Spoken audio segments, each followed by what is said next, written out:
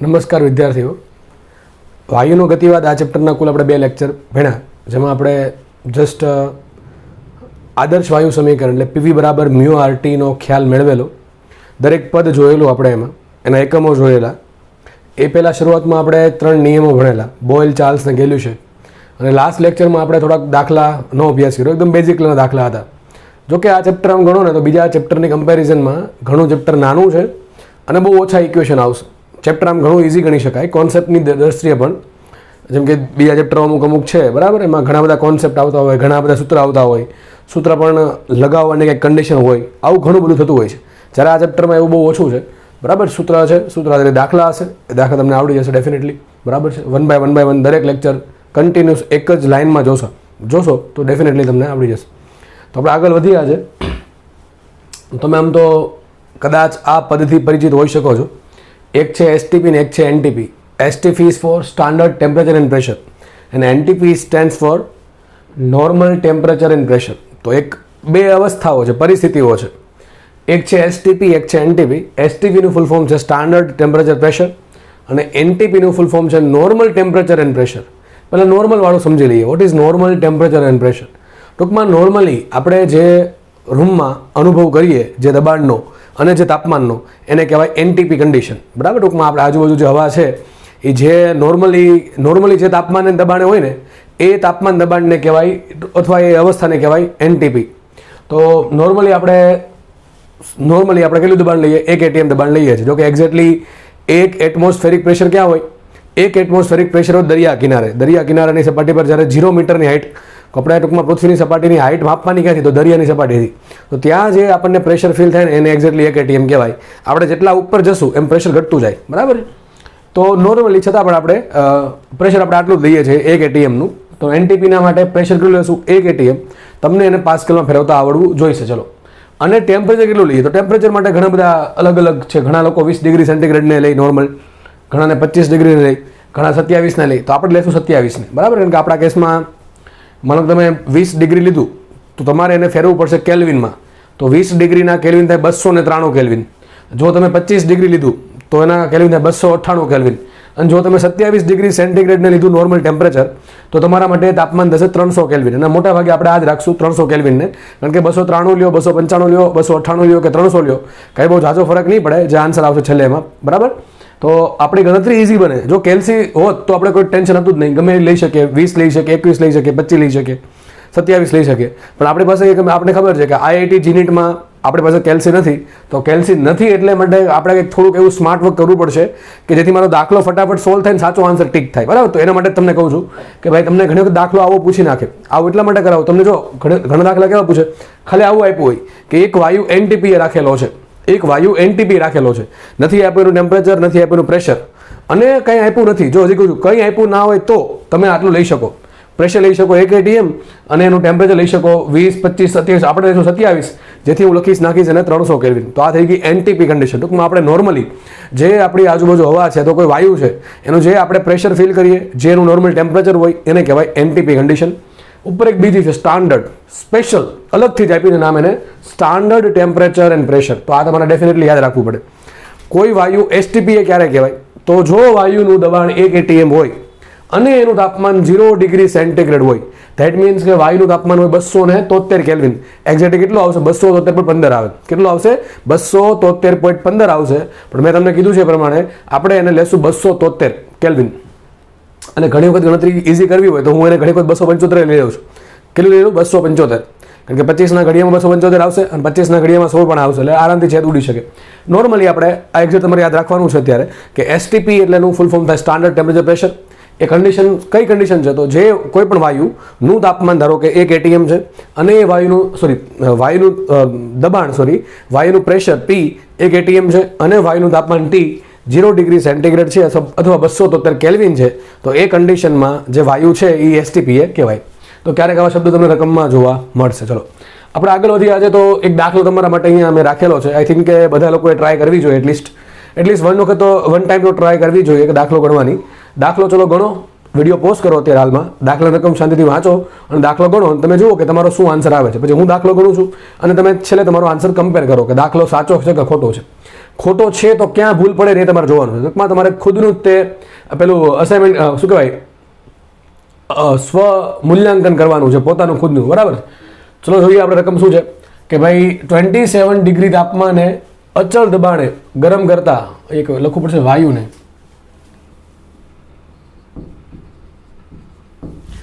આમ લખજો રકમ કે ભાઈ 27 ડિગ્રી સેન્ટીગ્રેડ તાપમાને રહેલા વાયુને અચળ દબાણે ગરમ કરતા કદ બમણું થાય તો તેનું અંતિમ તાપમાન કેટલા સેન્ટીગ્રેડ હશે. ચલો ક્વેશ્ચન સિમ્પલ છે. શું કહે છે? એક વાયુ છે એનું તાપમાન પ્રારંભિક તાપમાન આપ્યું 27 ડિગ્રી સેન્ટીગ્રેડ, એને તમારે ગરમ કરવાનો છે. ગરમ કરવા માટે કન્ડિશન કઈ છે? અચળ દબાણ રાખીને ગરમ કરવાનો છે કે જેથી એનું શું થઈ ગયું? કદ બમણું થયું. કદ બમણું થાય છે તો એનું અંતિમ તાપમાન કેટલું હશે? સીધી વાત છે, પી અચળ છે. શું લખાય અહીંયા? પી અચળ. પી અચળ છે, દબાણ અચળ, સૂત્ર શું આવશે? વી પ્રપોર્શનલ ટુ ટી. સીધું લખી નાખું છું. હવે તમને આઈડિયા આવો છો, થર્ડ લેક્ચર છે આપણો. આ કેમ આવ્યું ખબર પડી જવી જોઈએ. પીવી બરાબર મ્યુ આર ટી. એમાં પી કેવું? અચળ. કેમ અચળ લીધું? રકમમાં કીધું એટલે અચળ દબાણ. મ્યુ સિમ્પલ, ખાલી વાયુને ગરમ જ કરીએ છીએ. નથી જતો બહારથી આવતો કે નથી જથ્થો લીક થતો. ટૂંકમાં જથ્થો કેવો? અચળ છે તો મ્યુ અચળ થઈ ગયું. આર થઈ ગયું અચળ. આર તો ઓલવેઝ અચળ જ હોવાનું. તો વધુ શું? વી પ્રપોર્શનલ ટુ ટી. તો સીધી વાત છે. કયો નિયમ લાગુ પડશે? આ લાગુ પડશે ચાર્લ્સનો નિયમ, બરાબર છે. ટીપીવી એટલે ચાર્લ્સનો નિયમ લાગુ પડશે. તો ચાર્લ્સના નિયમ આપણે ભણી ગયા છે. વી પ્રપોર્શનલ ટુ શું હોય? ટી હોય. હવે ક્વેશ્ચન એ છે કે મેં તમને કીધું યાદ કરો કોઈ 3 વસ્તુ આપી હશે અથવા 2 થી 3 વસ્તુ આપી છે, ચોથી વસ્તુ શોધવાની છે. દાખલો છે આ. રકમ શું કહી છે? 27 ડિગ્રી સેન્ટીગ્રેડ તાપમાન, ટૂંકમાં પ્રારંભિક તાપમાન આપ્યું છે. મને લખું છું T1 બરાબર આપ્યું 27 ડિગ્રી સેન્ટીગ્રેડ. T2 શોધવાનું છે. T2 શોધવાનું છે. કદ શું કર્યું? જો ગરમ કરતા કદ બમણું થાય છે. ટૂંકમાં જેટલું કદ હતું પહેલા એનાથી હવે કદ થઈ ગયું બમણું. ટૂંકમાં મતલબ એમ કહે છે કે જે અંતિમ કદ છે V2, એ V2 કેટલું છે?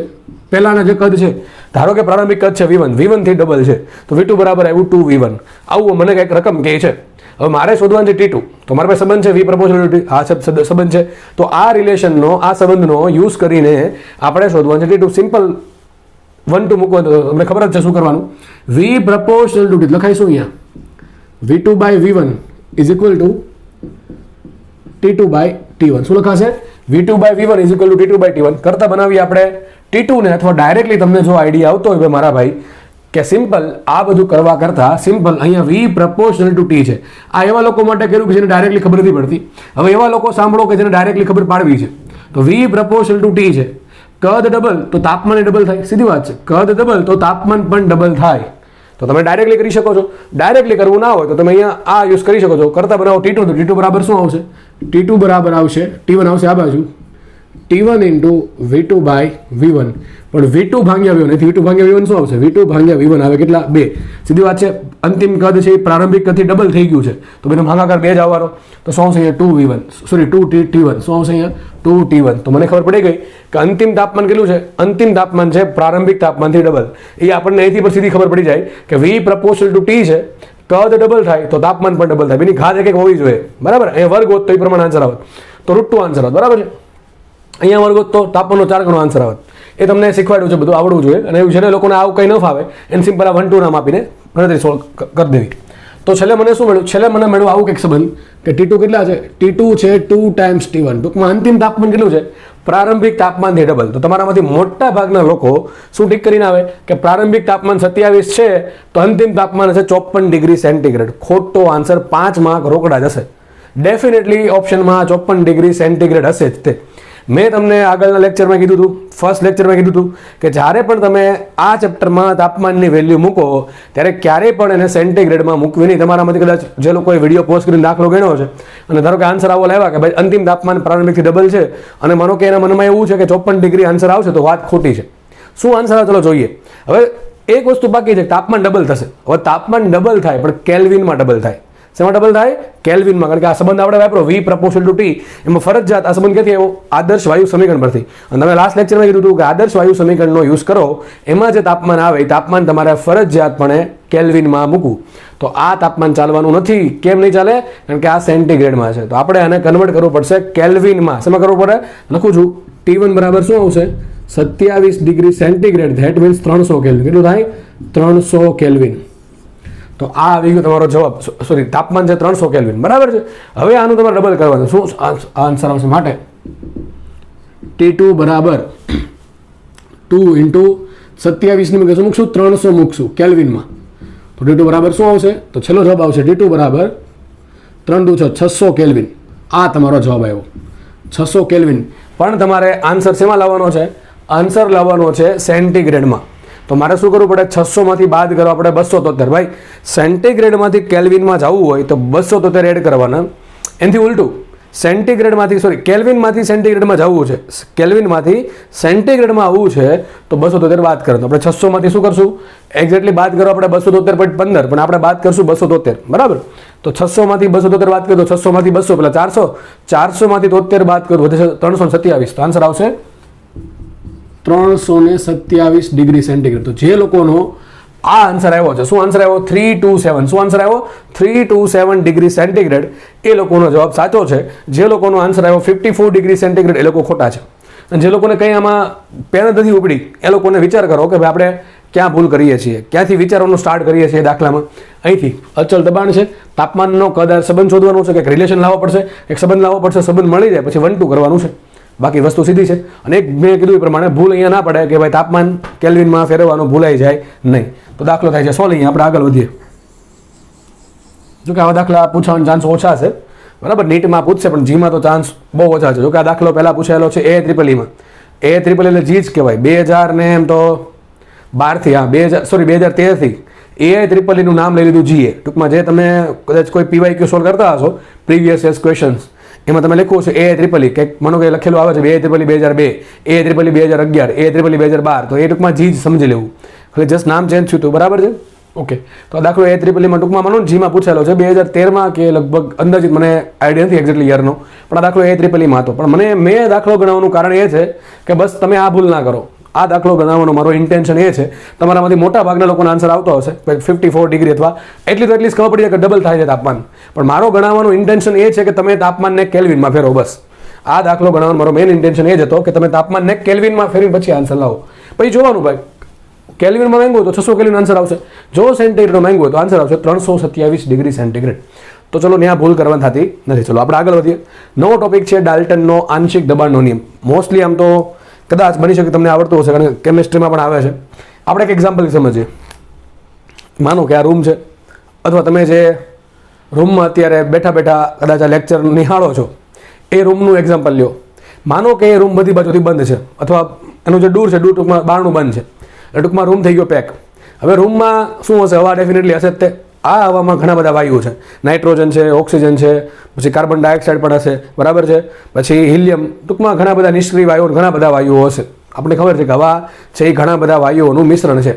તો આ વાયુ વડે આપણા પર કંઈક બળ લાગતું હશે, અથવા સીધી વાત કંઈક દબાણ લાગતું હશે, અથવા એમ પણ તમે માની શકો કે આજે રૂમમાં જે હવા છે એ હવા વડે કંઈક દિવાલ પર દબાણ લાગતું હશે. સીધી વાત છે, દબાણ તો લાગતું જ હશે.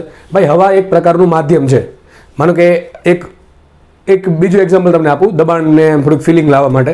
માનો કે તમે સ્વિમિંગ પુલમાં કદાચ ક્યારેક કોઈ ડૂબકી લગાવી હોય, અથવા કોઈ દરિયા કિનારે કે નદી કિનારે કોઈ પણ જગ્યાએ ડૂબકી લગાવી હોય, તો તમે જો એક અનુભવ કર્યો હશે, કદાચ જે લોકોને સ્વિમિંગ ફાવતું હશે અથવા જે લોકોએ આવો પાણીનો અનુભવ કર્યો હશે, ખબર હશે કે તમે જેમ ડેપ્થમાં જશો એમ તમારા માથા પર આમ લાગે કે ભાઈ કંઈક વસ્તુ મૂકતા જાય છે, એમ ભારે.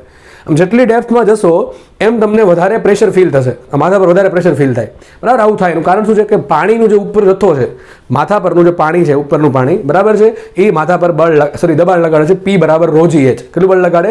P બરાબર ρgh. તરલમાં સાબિત કરશું, ફ્લુઇડ મિકેનિક્સમાં. તો દબાણ લગાડશે P બરાબર ρgh. તો ρ છે જે માધ્યમ છે, પાણી હોય, હવા હોય કે ઓઇલ હોય, ગમે વસ્તુ છે, એની ઘનતા G × H. H છે કેટલી ડેપ્થમાં તમે ગયા છો એ વસ્તુ. તો આપણી ઉપર શું છે? આપણી ઉપર તો હવા તો છે જ ને. હવા ભલે ઘનતા ઓછી છે પણ છે તો ખરું, કંઈક તો કોઈ ઘનતા છે એની. એવું નથી કે ભાઈ શૂન્યાવકાશ છે. શૂન્યાવકાશ પણ હવામાં ઘણો ફરક. શૂન્યાવકાશ મતલબ કંઈ નથી, કંઈ એટલે કોઈ પણ માધ્યમ ના હોવું. માધ્યમ ના હોવું હો ભાઈ, વસ્તુ નહીં. રૂમમાં વસ્તુ હોય તો ચાલે, પણ માધ્યમ ના હોવું જોઈએ તો શૂન્યાવકાશ બને, બરાબર છે? હવા છે અને શૂન્યાવકાશ છે, એમાં ફરક એટલો છે કે શૂન્યાવકાશ છે મતલબ કંઈ માધ્યમ નથી. હવા એટલે કે ડેફિનેટલી હવા તો છે જ. હવાની જગ્યાએ પાણી હોઈ શકે, ઓઇલ હોઈ શકે, બીજું ઘણું બધા માધ્યમ હોઈ શકે. તો સિમ્પલ જે માધ્યમ છે એ કંઈક બળ લગાડે વસ્તુ પર, એટલે બળ ભાંગીએ એરિયા કરો શું મળે? દબાણ મળે. ઇન શોર્ટ દબાણ લગાડશે. તો આપણે એ ક્યાં હતા? આપણે એવું હતું કે એક બંધ ઓરડો છે, એમાં જે હવા છે એમાં ઘણા બધા વાયુઓ છે. આ બધા વાયુઓ ભેગા થઈને કંઈક પોતપોતાનું દબાણ લગાડતા હશે. નાઇટ્રોજન છે એ કંઈક દબાણ લગાડે, ઓક્સિજન છે એ કંઈક દબાણ લગાડે, હાઇડ્રોજન છે એ કંઈક દબાણ લગાડે, કાર્બન ડાયોક્સાઇડ છે એ બધા દબાણ લગાડે, પોતપોતાનું દબાણ. ધારો કે આ એક રૂમ લઈ લો, સપોઝ સમજો એક રૂમ છે, આ રૂમમાં નાઇટ્રોજન વાયુ છે. નાઇટ્રોજન વાયુનું પોતાનું દબાણ કેટલું છે? P1 છે. અને નાઇટ્રોજન વાયુના પોતાના મોલ છે μ1. ફરીથી કહું છું, ઘણો મોટો રૂમ છે, એ રૂમમાં હવા છે. આ રૂમમાં આપણને ખબર છે કે nitrogen, oxygen, hydrogen, helium, carbon dioxide, ઘણા બધા ગેસીસ છે, હાઇડ્રોજન, બરાબર. માનો કે નાઇટ્રોજન વાયુ છે, તો નાઇટ્રોજન વાયુનું દબાણ છે P1 અને એના ખુદના મોલ છે μ1. પછી બીજું રહે ઓક્સિજન વાયુ. માનો કે ઓક્સિજન વાયુનું પોતાનું સ્વતંત્ર દબાણ છે P2 અને એના મોલ છે μ2. ભાઈ થોડું જરૂરી છે કે જેટલા જથ્થામાં નાઇટ્રોજન વાયુ છે એટલા જથ્થામાં ઓક્સિજન વાયુ હશે, ઓકે, જરૂરી છે નહીં. ધારો કે અલગ અલગ વાયુઓ છે.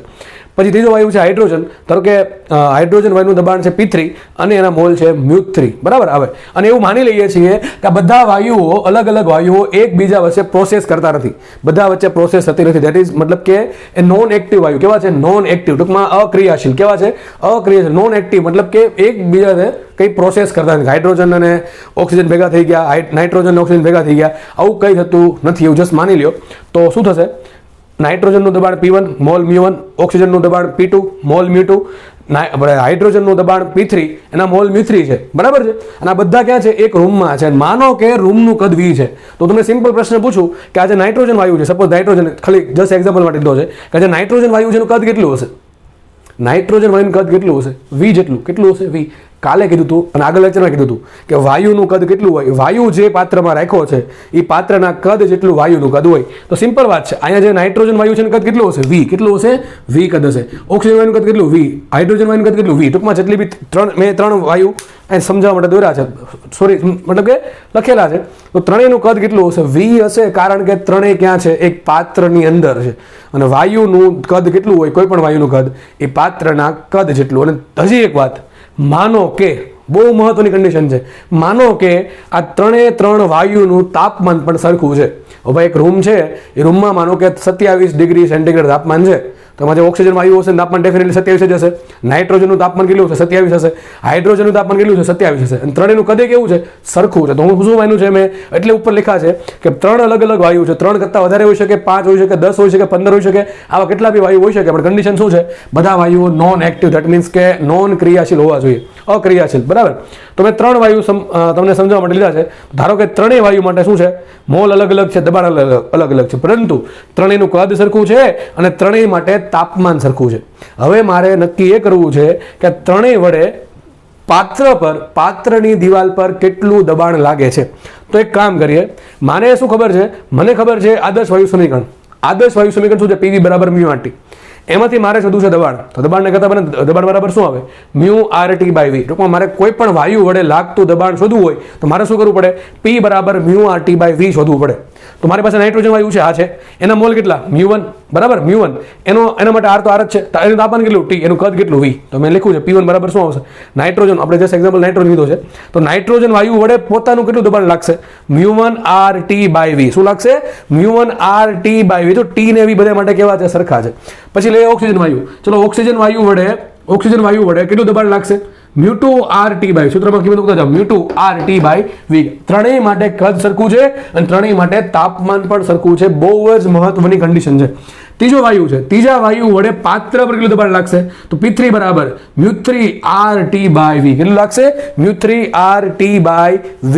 હવે નાઇટ્રોજન આટલું દબાણ લગાડે પાત્ર પર, પછી પેલો ધારો કે ઓક્સિજન આટલું લગાડે છે અને હાઇડ્રોજન આટલું લગાડે છે, તો ત્રણેય ભેગા થઈને કુલ કેટલું દબાણ લગાડશે? દબાણ ક્યાં હોય? હંમેશા આમ જ લાગે, સપાટીને લંબ તરફ. ક્યાં લાગે? હંમેશા સપાટીને લંબ જ લાગે. એટલે દબાણ ક્યાં લાગશે? સપાટીને ટૂંકમાં બહાર ધકેલવાનો પ્રયત્ન કરશે. ટૂંકમાં ત્રણ દબાણ શું કરશે? સપાટીને બહાર ધકેલવાનો પ્રયત્ન કરે. તો સીધી વાત છે, કુલ કેટલું દબાણ લાગે? P1 + P2 + P3. તો P1 + P2 + P3 બરાબર શું આવશે? μ1RT/V plus μ2RT/V plus μ3RT/V. એમાંથી કોમન શું આવશે? RT/V કાઢ્યા કોમન, લખેલું છે RT/V કાઢ્યા કોમન, તો અંદર શું વધશે? μ1 + μ2 + μ3. શું વધશે? μ1 + μ2 + μ3 વધશે. સમજ પડે કે ન પડે? હવે એક કામ કરીએ, આને આપી દો સમીકરણ નંબર 1. શું કરું છું? આને સમીકરણ નંબર 1 આપી દઉં છું. હવે સાચો ખેલ છે, હવે સમજો. હવે આ ત્રણેય વાયુ કાઢી નાખું છું. એ રૂમમાંથી હું ત્રણેય વાયુ બહાર કાઢી નાખું છું. હું આ રૂમમાં ખાલી એક જ વાયુ નાખું છું. ધ્યાનથી સમજજો, તમને આટલું સમજ પડી ગઈ હશે. આ P1 + P2 + P3 શું આવ્યું? કે આ ત્રણેય વાયુ વડે દિવાલ પર અથવા પાત્રની દિવાલ પર કેટલું દબાણ લાગશે, બરાબર? એ મને મળી ગયું, આટલું દબાણ લાગે. હવે એક કામ કરીએ, આ રૂમમાંથી ત્રણેય વાયુને બહાર કાઢી લઈએ. શું કરીએ? ત્રણેય વાયુ બહાર કાઢી લઈએ. અને આ રૂમમાં, હવે આ ટૂંકમાં રૂમ અહીંયા આવી ગયો. આ રૂમમાં હું શું કરું છું? એક અલગ જ વાયુ ભરું છું, ધારો કે ગમે ચોથો વાયુ લઈ લઈએ આપણે, ચોથો વાયુ ભરીએ, એ ચોથા વાયુનું કદ કેટલું છે? સિમ્પલ વી રાખું છું. એ ચોથા વાયુનું તાપમાન પણ ટી જ રાખો, જેટલું તાપમાન અહીંયા હતું એટલું તાપમાન અહીંયા રાખું છું, જેટલું કદ રૂમ તો એકનું એક જ ટૂંકમાં કદ એનું જ છે. અને ધારો કે જે નવો વાયુ આપણે ભર્યો એનો જથ્થો કેટલો રાખું છું? એનો જથ્થો રાખું છું μ1 + μ2 + μ3 જેટલો. સમજો આ ત્રણેય વાળું બહાર કાઢી લે.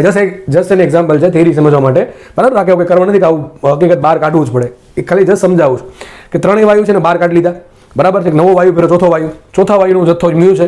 μ કેટલો રાખ્યો મેં? μ1 + μ2 + μ3. ધારો કે ઓક્સિજન 2 મોલ હતો, નાઇટ્રોજન 5 મોલ હતો, હાઇડ્રોજન 3 મોલ હતો, તે પ્રમાણે આપણે 10 મોલ વાયુ કુલ હતો, તો કુલ 10 મોલ જ રાખું છું. ટૂંકમાં μ રાખું છું કેટલા? μ1 + μ2 + μ3. અને કદ કેટલું? v, તાપમાન કેટલું? T. તો મને કહો એ કેસમાં પ્રેશર કેટલું હશે? P = μ/T/v. કેટલું હશે પ્રેશર? જે આપણે વાયુ ભર્યો ચોથો વાયુ એનું કદ v છે, તાપમાન T છે, જથ્થો કેટલો છે? μ.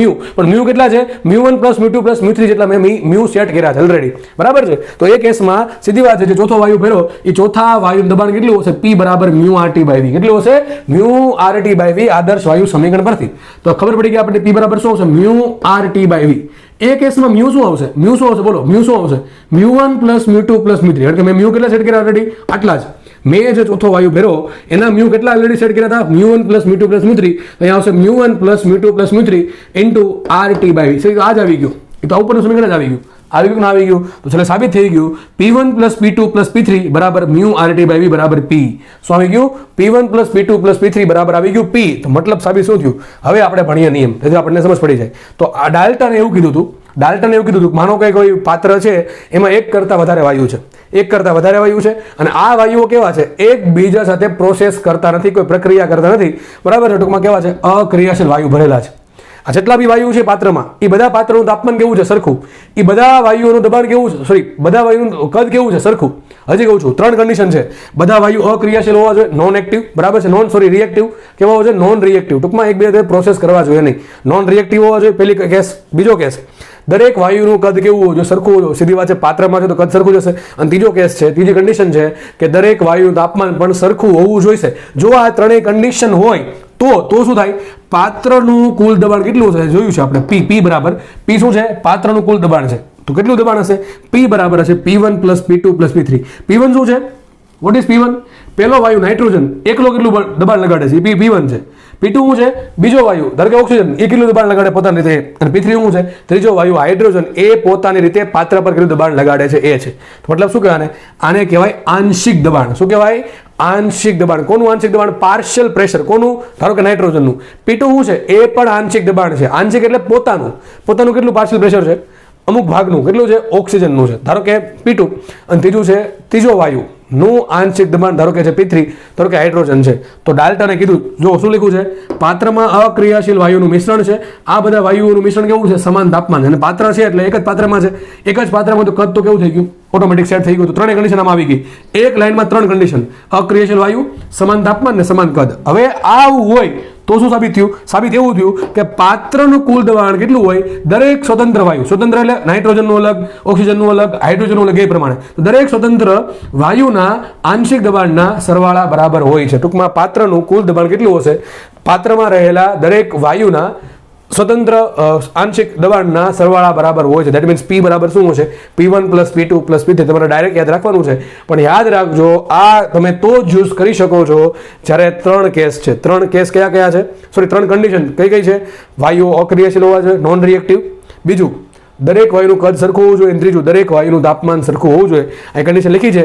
બધા વાયુ માટે કદ V અને તાપમાન T સમાન હોવું જોઈએ. તો જ તમે આ ઇક્વેશનનો યુઝ કરી શકો છો. તો છેલ્લે લખ્યું છે what is P1, what is P2, what is P3. તો P1, P2 અને P3 શું છે? દરેક વાયુઓનું સ્વતંત્ર આંશિક દબાણ છે. ટૂંકમાં પોતપોતાનું દબાણ છે. સિમ્પલ દાખલો, સિમ્પલ થિયરી છે. આઈ થિંક તમને સમજાઈ ગઈ હશે. આ થઈ એની સાબિતી અને આ થઈ ગયું એનું સૂત્ર, બરાબર? ટૂંકમાં એની સમજૂતી, બરાબર છે? તો તમારે યાદ રાખવાનું છે ભાઈ, બરાબર? આ સાબિતી તો ચલો મેં તમને જસ્ટ તમારા નોલેજ માટે આપી છે, પણ સાબિતીથી પણ ઘણું બધું સમજ પડશે, બરાબર? જે લોકો સાબિતીથી અત્યારે વસ્તુ સમજવાનો પ્રયત્ન કરશે ને એને જીમાં નેટમાં બહુ બેનિફિટ થશે, બરાબર? 100% જે લોકો સાબિતી સમજવાનો પ્રયત્ન કરશે, સાબિતી સમજીને થિયરી સમજશે, ડેફિનેટલી એને જી નીટમાં ફાયદો થશે. અને ખધારે ટૂંકમાં આવું ક્યાં બને? જીમાં વધારે યુઝ પડતો હોય છે, કારણ કે નીટમાં તો મોસ્ટલી દાખલા કેવા હોય છે, સૂત્ર આધારિત હોય છે. જીમાં ક્યારેક આવું ઉટપુટું પૂછે ત્યારે આવું બધું કામ લાગે છે. આપણે દાખલા કરીએ ત્યારે તમને સમજ પડશે, બરાબર છે. તો છેલ્લે ડાલ્ટનની થિયરી આપણે પૂરી કરીએ છીએ. તો અહીંયા એસટીપી એનટીપી એક દાખલો અને ડાલ્ટનની થિયરી આપણે આટલું ભણ્યા છીએ. તમે આનો વ્યવસ્થિત સ્ક્રીનશોટ લઈ લો, બરાબર છે, સારી એવી ક્વોલિટીમાં, અને પછી આપણે આગળ વધીએ છીએ. તો ચલો આપણે હવે નવા બે દાખલા 1 by 1 સ્ટાર્ટ કરીએ. અને તમે રકમ વાંચીને તો દાખલા પણ સાથે ગણવાનો એટલીસ્ટ પ્રયત્ન કરી શકો છો. જોઈએ આપણે દાખલો શું કહેજો. બંને દાખલા જેમાં પૂછેલ દાખલાઓ છે અલગ અલગ વર્ષોમાં. આ દાખલો લગભગ જી 2020માં હતો, બરાબર. આપણે એને કંઈ મતલબ નથી, આપણે શીખવાની ધગશ હારે મતલબ છે. ચલો સમજીએ આપણે શું કહેજો. વાયુનું કદ V1, દબાણ P1 તથા તાપમાન 250 કેલ્વિન છે. એક વાયુ છે, કદ V1, દબાણ P1 અને એનું તાપમાન આપ્યું 250 કેલ્વિન.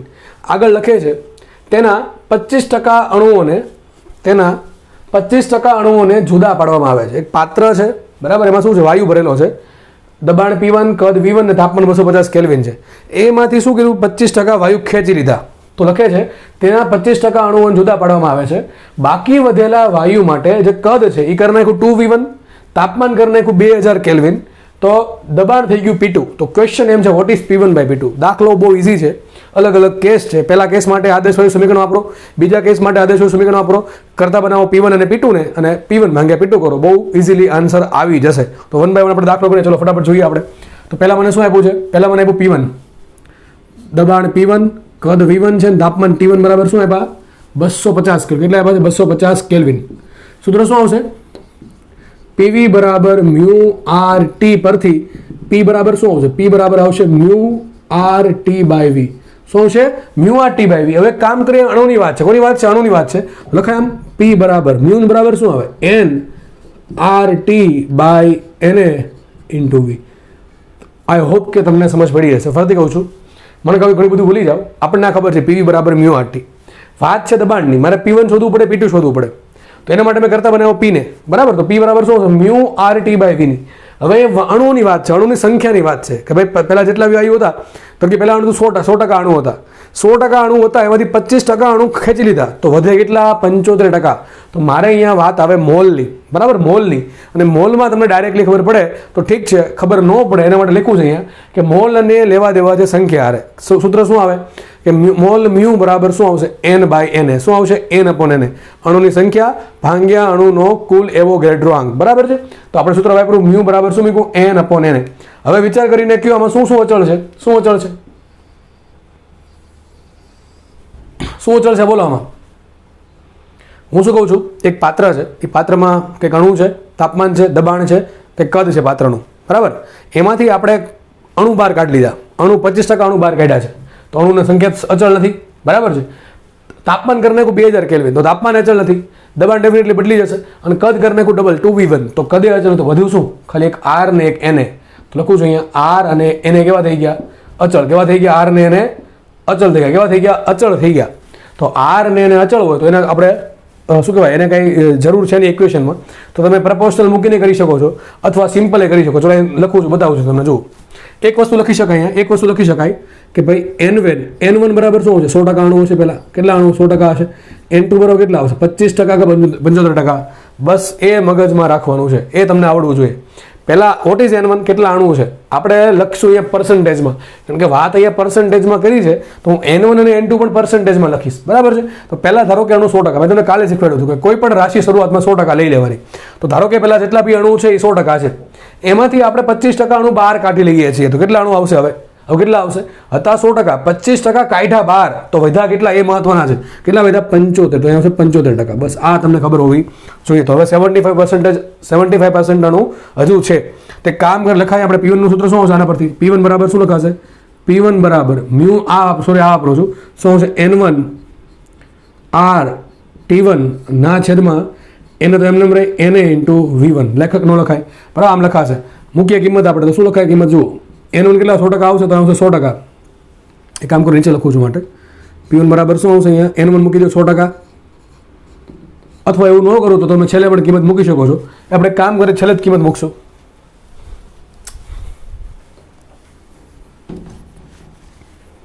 કિંમત છેલ્લે મૂકશું આપણે. આને આપી દઈએ સમીકરણ નંબર 1. ઓકે, સમીકરણ નંબર 1 આપી દઈએ છે. નેક્સ્ટ કેસ સોલ્વ કરીએ. નેક્સ્ટ કેસમાં શું કર્યું આપણે 75% અણુ, તો અણુ થઈ ગયા કેટલા N2 થઈ ગયા, અણુની સંખ્યા થઈ ગઈ N2, બરાબર છે, અણુ થઈ ગયા N2. આગળ વાત કરીએ, કદ કેટલું થઈ ગયું, કદ થઈ ગયું 2v1, કેટલું થઈ ગયું કદ 2v1, તાપમાન થઈ ગયું કેટલું T2 કેટલા આપ્યા 2000 કેલ્વિન, 2000 કેલ્વિન. બાકી બધું એમને બધા સૂત્ર શું આવશે માટે P2 બરાબર શું સૂત્ર આવશે બોલો, P2 બરાબર આમાં કિંમત મૂકવાની છે nRT/Na × v માં. ચલો n કેટલા થઈ ગયા N2, n થઈ ગયા N2, r રહેશે એમનેમ, t થઈ ગયો T2 છેદમાં એને રહી ગયા એમનેમ, અને v શું આવશે v, બોલો v બરાબર શું છે 2v1 આવશે. શું આવશે, નવું કદ કેટલું થઈ ગયું ડબલ, ચોખ્ખું લખવું છે અહીંયા કે અણુની સંખ્યા 25% કાઢી નાખી, કદ કરી નાખું 2v1, તો કદ થઈ ગયું 2v1, ઓકે. તાપમાન કરી નાખું 2000 કેલ્વિન, આને ઘડીક નામે પૂછે મેં T2, ઓકે. r એમનેમ રહેશે, n એમનેમ રહેશે, અને કદ અણુની સંખ્યા થઈ ગઈ N2, એટલે થઈ ગઈ N2, બરાબર. આટલું મગજમાં રાખવાનું છે. આને નંબર આપો સમીકરણ નંબર 2, બરાબર. હવે તમને શું શીખવાનું છે, હવે જોવાનું એ છે P1 ભાગ્યા P2 કેટલા, બસ P1 ભાગ્યા P2. તો ડાયરેક્ટ લખી નાખું છું P1 ના છેદમાં P2 બરાબર શું આવશે, હું ડાયરેક્ટ લખું, તમને એટલું આવડવું છે. જો આના છેદમાં આમ લખું, વિચારો અહીં ભાગાકાર નીચાની છે, તો r ઉડી જશે, ઓકે, એને ઉડી જશે, આ v1 ઉડી જશે, અને વિચારો શું વધશે, ઉપર વધશે N1 T1, શું વધશે N1, ઉપર વધશે N1 T1 છેદમાં શું આવશે, છેદમાં આવશે આખું પદ ઉડી ગયું, ઓકે. છેદમાં શું આવશે N2 T2, શું આવશે અહીંયા N2 T2, બરાબર. અને આ છેદનો છેદ ક્યાં રહેશે, 2 ઉપર રહેશે, તો આ 2 આવી ગયા ઉપર. તમને સમજ પડવી જોઈએ ફરજિયાત. અહીંયા આની માનો કે આ વચ્ચે કંઈ નથી લખ્યું, આ પદ અને આ પદ વચ્ચે મોટો ભાગાકાર છે, તો r ઉડી ગયા, એને ઉડી ગયા, v1 ઉડી ગયા, ઉપર વધશે N1 T1, નીચે વધશે ભાગાકાર કરીને શું વધશે N2 T2 ભાગ્યા 2 ક્યાં રહેશે ઉપર. તો આવો જવાબ આવશે તમારે. જસ્ટ ખાલી આમાં શું કરવાનું છે, હવે કિંમત મૂકવાની છે, કોની N1 ની, T1 ની, N2 ની, T2. ચલો આપણે ફટાફટ કિંમત મૂકીને લાવીએ આન્સર. તો બધું એમને રાખું છું, ક્યાં લખશું આપણે, કામ અહીંયા જ લખું નાખું 2 એમને. N1 શું આવશે, N1 આવશે 100%, તો 100 લખું છું ખાલી. T1 શું હતા, T1 તો 250, T1 છે 250 ના છેદમાં, વચ્ચે આ પોઈન્ટ નથી, ગુણાકાર છે, આ ગુણાકાર છે, પોઈન્ટ લખો ને. N2 કેટલા 75%, તો ખાલી 75 લખું છું, પર્સન્ટેજ ઉડી જશે ઉપર નીચે. T2 what is T2, T2 is given 2000. તો માટે છેલ્લે આન્સર આવશે P1/P2 ઇઝ ઇક્વલ ટુ, ચલો પેલા મીંડા ઉડાડી દઈએ, 1 2 3 1 2 3 ઉડી ગયા, ઓકે. આ 2 ઉડી ગયા, ઉપર શું હતું ખાલી 25, નીચે વધ્યા 75, 25 ભાગ્યા 75 1/3, તો આન્સર આવશે 1/3. મતલબ શું સાબિત થયું કે પહેલાં કરતાં બીજું દબાણ 3 ગણું છે. પહેલું દબાણ 1 હોય તો બીજું દબાણ 3 છે. ટૂંકમાં આવું કરવાથી દબાણ થઈ જશે 3 ગણું. એવું પણ આન્સર આવી શકે કે ભાઈ P1 ભાગ્યા P2 બરાબર 1/3, અથવા તો P2/P1 બરાબર 3. તો મતલબ એમ જો P2 બરાબર 3 ટાઈમ્સ P1, P2 બરાબર 3 ટાઈમ્સ P1, તો મતલબ કે અંતિમ કદ એ પહેલાં કદ કરતાં 3 ગણું છે. તો અહીંયા દબાણ, સોરી કદ નહીં દબાણ, ફરીથી બોલું છું, અંતિમ દબાણ પહેલા દબાણ કરતાં 3 ગણું છે. મતલબ કે અહીંયા દબાણ 200% વધ્યું, 300% થયું અને 200% વધ્યું. ચલો આગળ વધીએ આપણે. ચલો નવો દાખલો સોલ્વ કરીએ. જો શું કહે છે ક્વેશ્ચન, દાખલો આઈ થિંક આ ઇઝી છે, અલગ અલગ કેસ લઈ લેવાના, દાખલો તમે તે સોલ્વ કરી શકો છો.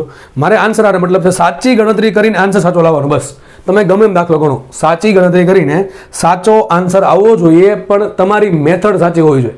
એવું નહીં ગમે એમ કરીને મારી મચોડીને આન્સર લાવી. ઘણા લોકો આન્સર લાવી દે પણ એને ખુદને ખબર ન કે આપણે કયા કયા સ્ટેપ યુઝ કર્યા છે, બરાબર. એવું ના થવું જોઈએ. દરેક સ્ટેપનું તમને ખબર હોવી જોઈએ, તમે કયું સ્ટેપ લખો છો અને એ શું કામ લખો છો. બસ આવું કરશો ને અને ખબર હશે તો ફિઝિક્સ ધીમે ધીમે આવડતું જશે. ચલો નેક્સ્ટ ક્વેશ્ચન સોલ્વ કરીએ. શું કહે છે જુઓ, 1 મોલ આદર્શ વાયુ માટે દબાણ P બરાબર શું આપશે, P નું સૂત્ર આપ્યું તમને, P બરાબર P0 કૌંસમાં 1 - 1/2 V0/V હોલ સ્ક્વેર કૌંસ પૂરો મુજબ મળે. ટૂંકમાં એમ કહે છે કે આગળ વાંચી લઉં છું, જબ V0 અને P0 અચળાંકો છે. તમે શું કહેજો, આ દબાણ P છે એ કોના પર ડિપેન્ડ કરે, P0 પર ડિપેન્ડ કરે, V0 પર ડિપેન્ડ કરે અને V પર ડિપેન્ડ કરે. પણ એમાં P0 અને V0 અચળ છે. શું છે, P0 અને V0 અચળ છે. તો વધુ શું, V દેખાય છે, V. તો તમને અહીંયા P નો અને V નો સંબંધ આપ્યો કે ભાઈ દબાણ P છે એ V પર આ પ્રમાણે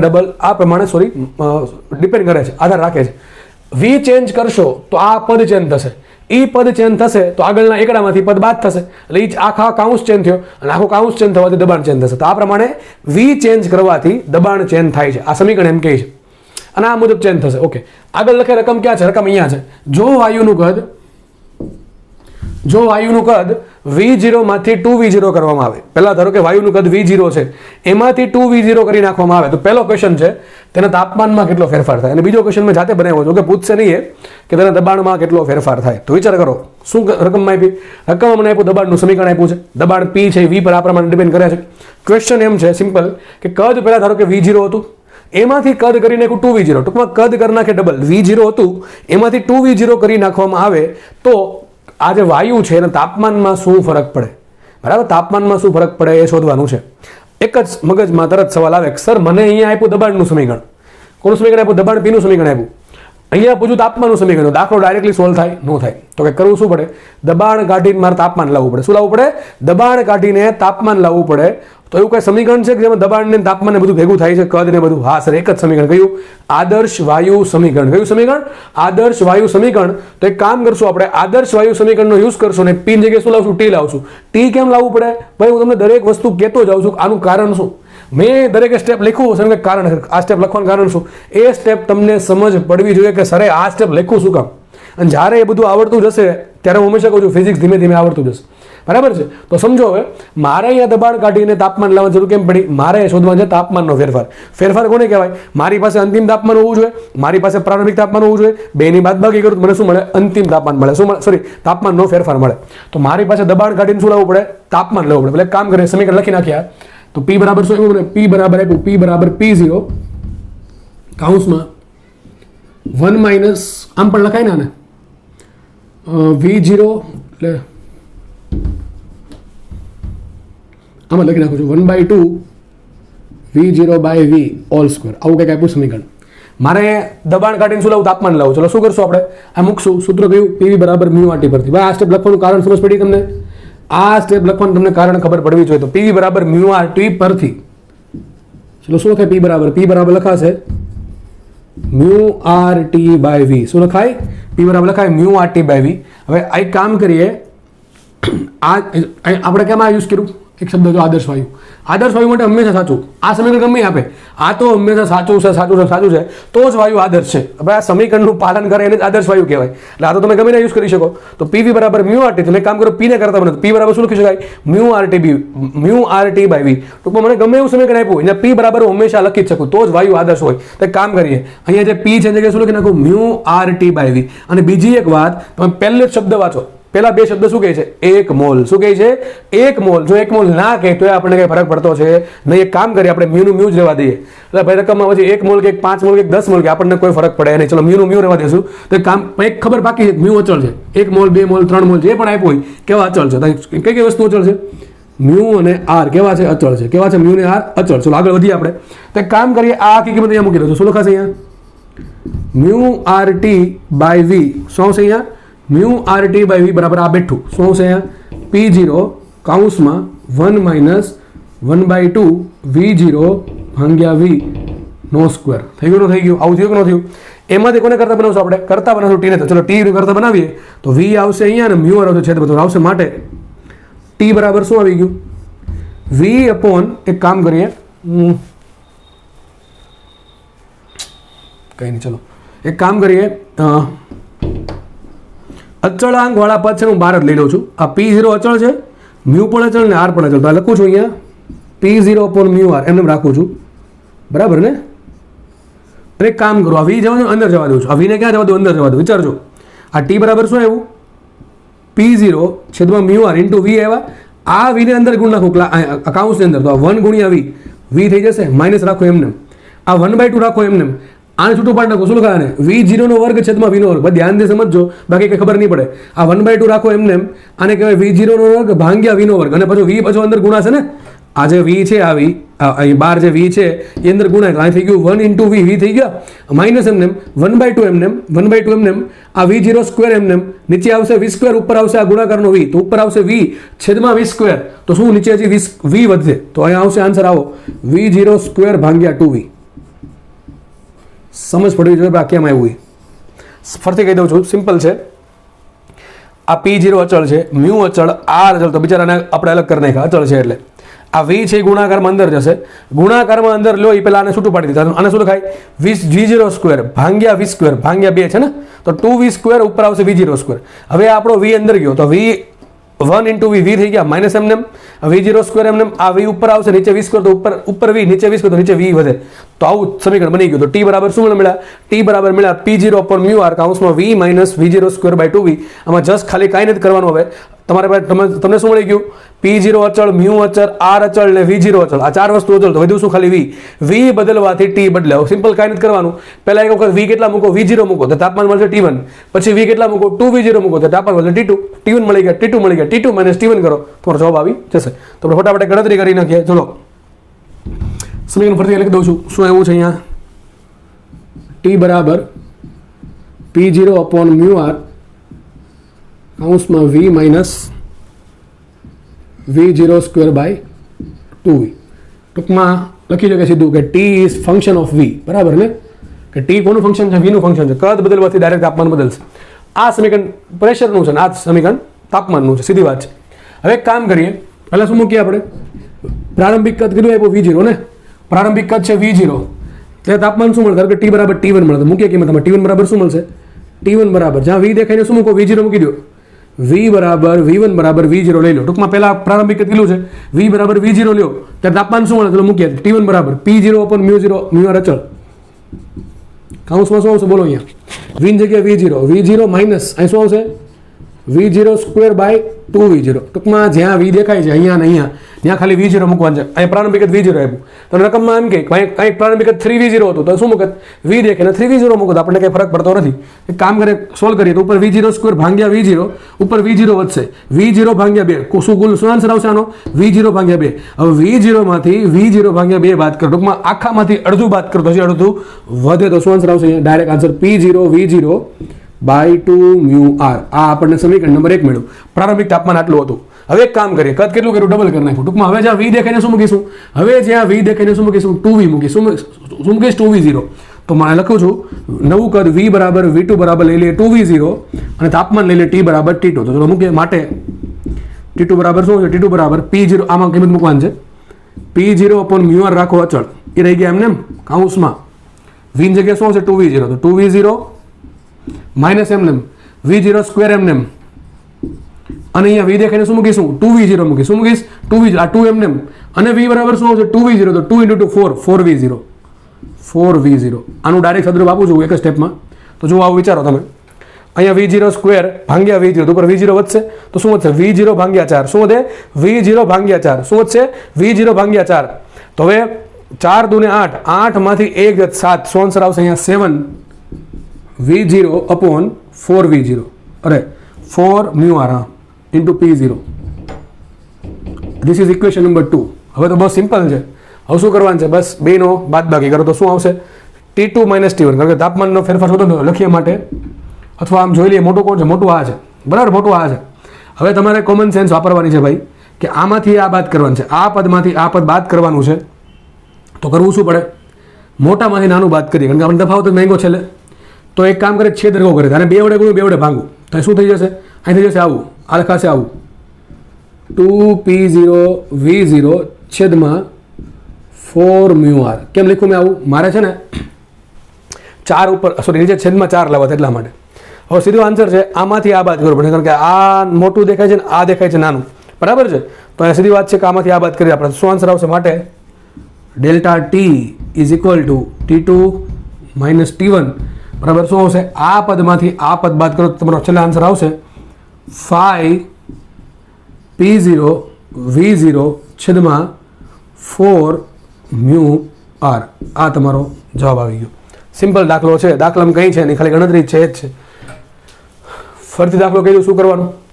દબાણ બદલાયું, સોરી કદ બદલાયું તો તાપમાન કેટલું બદલશે? મને તાપમાનનું સમીકરણ આપ્યું નથી તો હું આદર્શ વાયુ સમીકરણનો યુઝ કરીને દબાણ કાઢીને જગ્યાએ શું લાવી? તાપમાન લાવીશ. તો આપણે આદર્શ વાયુ સમીકરણમાંથી દબાણને કરતા બનાવ્યા અને દબાણ બરાબર શું મૂક્યું? μRT/v. એમાંથી કરતા બનાવ્યા t ને, તો t બરાબર આવી ગયા p/μr અને ઇન્ટુ આવશે v. v જવા દીધા અંદર તો મારું સમીકરણ બની ગયું તાપમાનનું આવું. હવે કાંઈ છે નહીં, જ્યાં આપણને v દેખાય છે ત્યાં એક વખત v0 તો મને તાપમાન મળ્યું t1. તાપમાન t1 આટલું આવશે. બરાબર છે. P0 V0 by 2 mu R, બે વડે ગુણ્યા બે વડે ભાગ્યા તો આવશે 2 P0 V0 by 4 mu R. બરાબર. પછી બીજું શું કર્યું, હવે પાછળ બીજા એ જ ઇક્વેશનમાં દબાણ કદ કરી નાખ્યું V0 માંથી 2V0, ટૂંકમાં ડબલ કરી નાખ્યું કદ V0 માંથી 2V0, તો કદ છે V2 કદ બરાબર શું મૂક્યા, ટૂંકમાં અહીંયા V દેખાય શું મૂક્યું મેં, ઇન શોર્ટ 2V0 મૂક્યા, તો મને તાપમાન મળ્યું T2 બરાબર કેટલા આવશે, T2 બરાબર આવશે 7 P0 V0 by 4 mu R. આપણે જોઈ લઈએ, અહીંયા V0 સ્ક્વેર ભાગ્યા V0 છે, તો ઉપર V0 વધશે, V0 ભાગ્યા 4, તો 4 દૂને 8 માઇનસ 1 એટલે શું વધે 7 V0 આગળનું P0 ભાગ્યા મ્યુ આર અને 4 રહેશે એમને, તો આવી ગયું. અને આ એક વસ્તુમાં કરવી પડશે, તમને 1 મોલ આપ્યું છે, 1 મોલ, તો મ્યુ બરાબર શું મૂકી દેજો, મ્યુ બરાબર મૂકી દેજો 1, તો તમારો આન્સર આવશે 5 P0 V0 બાય 4R. આ તમારો જવાબ આવશે. તમને એક જગ્યાએ 10 મોલ કે તો એ પ્રમાણે 10 મૂકી દેવાના, એટલે મેં અહીંયા મ્યુ રાખ્યા છે એમને. રકમમાં તમને મ્યુ કોઈ પણ આપી શકે, 5 mall, 10 mall, 1 mall, 2.5 mall, 0.5 mall કોઈ પણ આપી શકે, તો એના માટે અહીંયા આન્સર આવી ગયો. આ સાથે કરી નાખજો દબાણનો ફેરફાર. આ તો બહુ ઇઝી છે. શું કરવાનું, દબાણનું ડાયરેક્ટ સમીકરણ જ આપ્યું છે, તો કે ચેન્જ કરવાની જરૂર છે નથી, આ એક્સ્ટ્રા છે, હોમવર્કમાં છે, ધીસ ઇઝ હોમવર્ક. તો જ્યાં દબાણ દેખાય ને પહેલાં શું મૂકો, કદ જ્યાં દેખાય છે કદ ને પહેલાં વી કેટલા મૂકો, V0 મૂકી દો, તમને મળશે P1. પછી નવું કદ કેટલું મૂકો, 2V0, કેટલું મૂકો 2V0, તો તમને મળશે P2 માઇનસ P1 કરો, અથવા મોટોમાંથી નાનું બાદ કરજો. બરાબર છે, સિમ્પલ છે. કરી નાખો તો તમને શું મળશે, ડેલ્ટા P મળે. ઓકે, તો દાખલો જોઈ લો, દાખલો ઇઝી છે ને. આવા દાખલા આવા ઇક્વેશનવાળા દાખલા બનાવવા એટલા બની શકે, સ્ક્વેર કરી નાખો, ઘન કરી નાખે, 4 ઘાત કરી નાખે, કંઈ બીજું સમીકરણ આપી દે, તો આવા દાખલા બનાવવા એટલા બને. બરાબર છે. ઇન શોર્ટ તમે એક દાખલો જોઈ લો વ્યવસ્થિત, આનો કોન્સેપ્ટ સમજી લો, એટલે તમને કોઈ પણ દાખલો આવો આવડવો જરૂરી છે, ફરજિયાત આવા દાખલા આવડવા જરૂરી છે. ચલો તો વ્યવસ્થિત જોઈ લો દાખલો. બરાબર.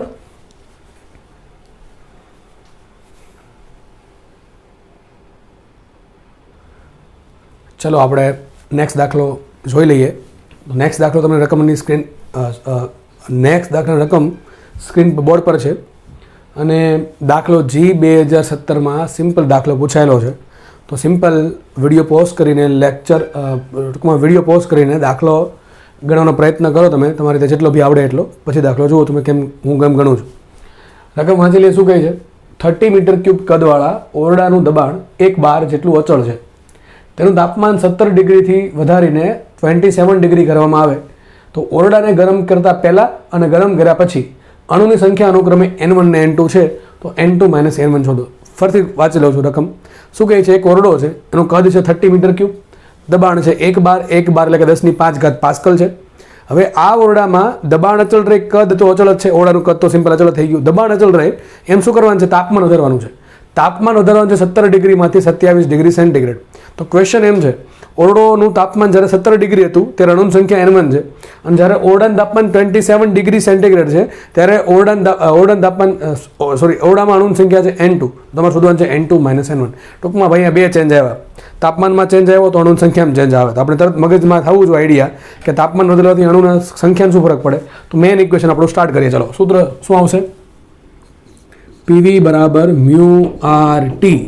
હવે આપણે અહીંયા સીધી વાત છે કે અહીંયા અણુની સંખ્યાની વાત કરી છે, તો મેં મ્યુ કાઢીને શું લાવવું પડશે, મારે મ્યુ કાઢીને લાવવું પડશે અણુની સંખ્યા. સૂત્ર શું આવશે એનું, મ્યુ બરાબર મૂકીએ N/Na, તો NRT/Na. થઈ ગયા કે ન થઈ ગયા. હવે એક કામ કરીએ, આમાં શું બદલવાનું છે, તાપમાન બદલવાનું છે, N વધે ઘટે છે. જો અહીંયા તમને N2 માઇનસ N1 પૂછ્યું છે, ધ્યાનથી સમજજો, N2 ભાગ્યા N1 નથી પૂછ્યું, N2 ભાગ્યા N1 પૂછ્યું હોત તો પ્રપોર્શનમાં ડાયરેક્ટ વયો જાત, પણ યાર તમે પ્રપોર્શનલ નહીં કરી શકો, કારણ કે તમારે N2 શોધવા પડશે, N1 શોધવા પડશે, અને પછી બેની બાદબાકી કરવી પડશે. તો દાખલામાં તમારે N2 અને N1 ની કિંમત શોધવી ફરજિયાત છે. બરાબર છે, તો એ પ્રમાણે કરવું પડશે. તો ચલો શું કરશું વિચારવામાં, તો એક કામ કરીએ, આપણે ડાયરેક્ટ N જ કરતા બને. N બરાબર શું લખાય, બોલો ડાયરેક્ટલી N બરાબર શું લખાય, N બરાબર જો PV એમને રાખીએ, Na લાવીએ આ બાજુ, અને RT જવા દે છેદમાં, તો શું આવશે અહીંયા PV Na છેદમાં આવી ગયા RT. શું આવી ગયા, RT. હવે કઈ વસ્તુ અચળ છે, P અચળ, V અચળ, Na અચળ ને RA અચળ છે. લખી દઉં છું અહીંયા કોણ કોણ અચળ છે. અહીંયા અચળ છે P બરાબર 1 બાર બરાબર 10⁵ પાસ્કલ. કેવા, અચળ કે નહીં, અચળ. V કેટલા લેવાનું છે, 30 મીટર ક્યુબ, 30 મીટર ક્યુબ, બહુ મોટું કદ થઈ ગયું. ઓકે, પછી આગળ વધી Na કેવા અચળ, R કેવા અચળ, તો બધું આ બધું કેવું છે, અચળ છે. Na ની કિંમત તમને ખબર છે, R ની કિંમત ખબર છે, આ બધી વસ્તુ કેવી છે, અચળ છે. તે કામ કરીએ ને, આ સાબિત શું થયું, ડેલ્ટા ને શું સાબિત થયું, ડેલ્ટા N તો લખાઈશું અહીંયા. વિચાર કરો N1 બરાબર શું આવશે, ચલો લખ દો સ્ટેપ વધારે. What is N1, N1 is what, N1 આ બધું કેવું અચળ છે, તો સૂત્ર આવશે N1 નું PV Na upon RT1. બરાબર આટલું આવશે ને ખાલી કારણ કે તાપમાન કેટલું છે, બાકી બધું કેવું સચળ છે. એટલે આવી ગયું N1. What is N2?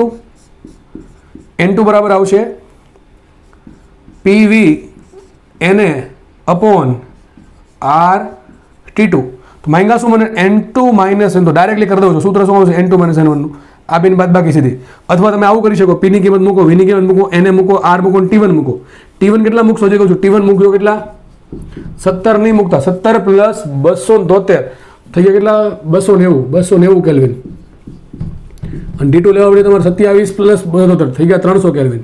આ લેજો કે બાકી ખોટો આન્સર આવશે પાકું. તો બધી કિંમત મૂકો તમને N1 મળશે, પાછી બધી કિંમત મૂકો N2 મળશે. હવે બે વખત કિંમત મૂકવી શું કામ? સિમ્પલ ગણતરી થતી હોય તો એ કરી નાખીએ. તો N2 અરે અહીં શું આવશે? N2 માઇનસ N1 શું આવશે? ડાયરેક્ટલી કરી દઈએ N2 માઇનસ N1. તો ચલો કોમન શું નીકળશે? PV NA upon R. એટલું કોમન નીકળે. વધે શું અહીંયા? PV NA upon R. આ આવી ગયું કોમન. અંદર શું વધશે? અંદર વધશે 1/T2 માઇનસ 1/T1. આટલી કિંમત છે એ તમારે જાતે મૂકીને દાખલો આગળ ગણવાનો છે. આમાં ક્યાંય પણ કેલ્સી વાપરવાનો થતો નથી. એપ્રોક્સિમેટ આન્સર લાવજો. અને મારા મતે આન્સર છે ને ઋણ આવશે, કારણ કે અહીંયા 1/T2, T2 મોટા અને T1 નાના, એટલે આન્સર ઋણ આવશે. કંઈ વાંધો નહીં. જે પણ આન્સર આવે લાવવાનું છે. P કેટલા મૂકવાનું છે? 10⁵ પાસ્કલ. V મૂકવાનું છે 30 મીટર ક્યુબ. એને કેટલા મૂકો? 6×10⁻23. કેટલા લેજો અહીંયા? 6×10⁻23. R લેજો 8.314, એટલે 8.4 લેજો તો ચાલશે, અથવા 8.3 લેજો તો ચાલશે. 1/T2, T2 મૂકશો 300 માઇનસ 1/290. આટલી ગણતરી રફલી કરજો, કંઈ વાંધો નહીં આવે. બરાબર છે? રફલી ગણતરી કરજો અને આન્સર આવી જશે. તો આપણે લેક્ચર આજનો અહીંયા રાખીએ છીએ. નેક્સ્ટ લેક્ચરમાં આપણે ફરી આગળ વધશું. વ્યવસ્થિત તમે દાખલો જોઈ લેજો. અને નીચે કોઈ પણ કેલ્સી યુઝ કરવું નહીં. આગળ વધવા માટે કોઈ કેલ્સી વાપરતા નહીં. એ તમારા માટે છે ભાઈ. મને એમાંથી કોઈ ફાયદો થવાનો નથી. તમે કેલ્સી વાપરો ના મને કોઈ બેનિફિટ નથી, પણ તમારે પ્રેક્ટિસ કરવી હોય, માર્ક્સ લાવવા છે તો કેલ્સી વાપરતા નહીં. ચલો મળીએ. ધન્યવાદ. જય હિન્દ.